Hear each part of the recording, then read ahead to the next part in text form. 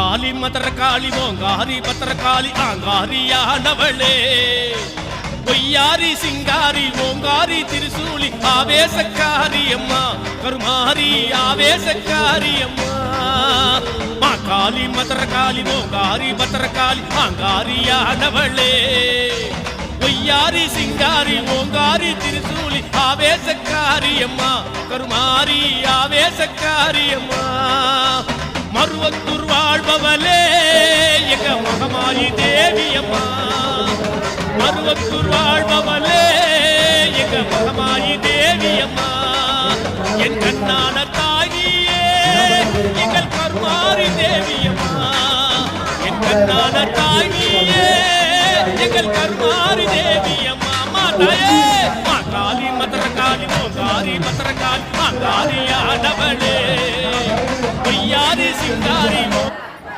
நமக்கு ஏழாவது வேலை இங்க தொடர்ந்து நம்ம கிளம்பலான்ட்டு அங்க கீழே துணி எல்லாத்தையும் விட்டுட்டு கிட்டத்தட்ட ஒரு 20 நாள் வேலை செய்ய காசு விட்டுட்டு 38 ரூபாய் கையில இந்த துட்டை எடுத்துன்னு நம்ம வேலை எல்லாம் போயிடலாங்க வேணா எல்லாத்தையும் விட்டுட்டு சொல்லாம செய்யாம அந்த டீ ஸ்டாண்ட் திட்டுவான்ற ஒரு மன பயம் இப்படியே இருந்துக்குது. கடைசியில சரி வெளியே வர்றது தாக்கு பிடிக்குமல்ல தண்ணி குடிக்கிறதுனால ரயில்வே ஸ்டேஷன்ல இறங்கணும். சரி அங்கிருந்து பார்த்தா ஒண்ணும் முடியல. அங்க இருக்கிற பட்டாணி இந்த பட்டாணி பொறி அதெல்லாம் உளுந்துட்டு இருக்கோம். அதை எடுத்து சாப்பிட்டேன் நான். அதெல்லாம் எடுத்து சாப்பிட்டு அந்த தண்ணியை குடிச்சிட்டு அப்படியே இருந்தேன். அப்போ வந்து பார்த்தேன்னா காசிக்கு வந்து இந்த முன்னோர்களுக்கெல்லாம் கேட்டு நான் இப்படியே ஊத்து பார்த்து கொடுப்பாங்களான்ட்டு அவன் யதார்த்தமா சாப்பிட தம்பியே நாங்க என் மாடு போட பண்ண அழுந்துட்டு அதை 2 வெட்டி கொடுத்தாங்க.